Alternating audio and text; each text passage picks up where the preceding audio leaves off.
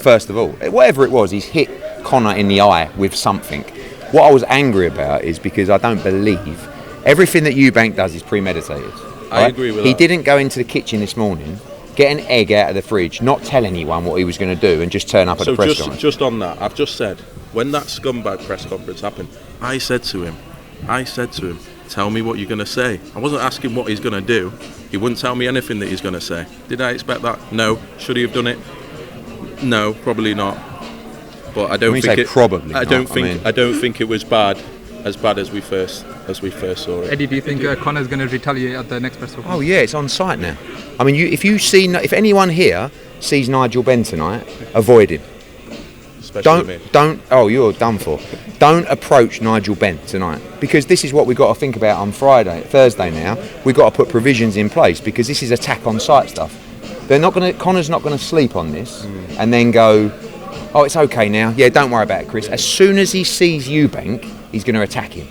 So it's our job now to make sure that we have the provisions in place to make sure that doesn't happen. What were you both saying to each other? Because it looked like you were both being held back. I said to him, because I'm still not convinced. I believe I said, if you knew about this, you're a dog.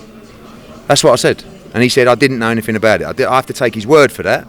But I don't believe the team didn't know about what they were going to do. And I just think hitting someone around the face, in the eye, with an object is not the thing to do. I can see a push, but to carry something up and hit someone around the face with it, for me, is a move. And what happens now is the game changes. But the game is the game. And if you want to do that, you have to live with the consequences of that, and we have to put the provisions in place to make sure that we put a lid on it to make sure this doesn't get out of control. Because if they see each other now, the whole fight's off. Can you describe the rivalry between you both? Because you said you were on good terms at one point in the press conference. Well, it doesn't seem like you're on good terms at the moment. We are on good terms. I don't believe he didn't know about it. You know I didn't know. No, I don't, because I think you're a little bit snaky. No, you know I didn't know. No. Don't talk. No. Be quiet. Because no. You can't say things. No, stop, because then I'll take you for. Listen, I've been very nice to you lately, and I've been very nice to you lately. I've given you a big education the last couple of weeks. I've told you were very lucky to be talking to me, right? But we do get on well. We actually have a bit of banter. He actually, if you don't mind me saying, he was asking me potentially to go on Boxer's Bald. Yeah, it was the other night. joke. Oh, was it a joke? Oh, I was actually getting excited by that. No. But the reality is it's camp v camp. Yeah. So I don't have any emotion towards this man. I just think it was a move. If he knew about it, I would have expected him. If Conor Benn came up to me and said, I'm going to hit Chris Eubank with this. Eddie, we spent 2 weeks trying to get out of Chris Eubank Jr. what he's going to say. 2 weeks. He wouldn't tell me. He wouldn't tell his girlfriend. He wouldn't tell his girlfriend. He wouldn't tell Napa. He wouldn't tell his best friend. We know why now. So he took the egg alone. We know why now. He was the only man who knew about the egg. Listen, we know why. How did he smuggle it in? It was unbelievable, wasn't it? Where do you think it was? Do you think it was in his LV pouch? That's why he wear one. Next time I go up to you, I'm going to go, all right, Chris, and just try and pack the egg in there. Do you know what I mean? Do you actually believe no one knew about it? Of course they did. Probably knew about it. Do you think there'll be any repercussions for Chris after this or not? I think that's one for his promoter. I think so. Ben, do you think there'll be any repercussions? People are talking about a hefty fine from the board, and also a hefty fine potentially from the promoter for not having a better handle on the situation. Just saying, that's what they said. I don't know.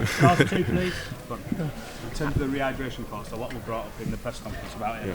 Obviously, Eddie tried to it was moved along quite quicker, and they were talking about the weights. Do you think that was something that they was obviously trying to skirt around? The only way we got Chris over the line with that was by getting him more money, and he didn't want to do it. But in the end, money is what Chris Eubank Jr. wants. He made a business decision, and he can make the weight, and he took the money. Is there any chance there's an injury to Ben's eyes or any? No, he's fine. That's it. He's fine. Can I just get one more? What's your feelings on His Excellency saying the winner gets a fight against Conor? Yeah, that's how confident he is that Eubank's going to win, because there's no chance he thinks Conor Benn is fighting Canelo. The question was directed to me. That's the answer. Okay. There you go. Okay. Eddie from Wish. I think that basically Conor's future is back down at 147, if I'm honest. If he deals with a middleweight in style, who knows? But it's a big jump to 68, and it's a big jump size-wise to Canelo Alvarez. How would he fare against Canelo, do you feel? I mean, you're talking about... Conor is a similar size to Crawford, but doesn't have his credentials, quite frankly, doesn't have his ability just yet. And I think Crawford will probably get beat. So, but if he steps up to middleweight and destroys Eubank inside 3 rounds, which is very possible, who knows? Do you think the Bivol better be a rematch will happen? I think Bivol is the king, and he can fight whoever he wants or whoever His Excellency tells us to fight. Canelo rematch, Benavidez, Callum Smith, Beterbiev 3, all amazing fights. He's ready for all of them, but he'll be out for a while. Out of all those, which one do you want? I do like Beterbiev 3 because the first 2 were my favourite fights, but I'd love to see Callum Smith get the chance as well.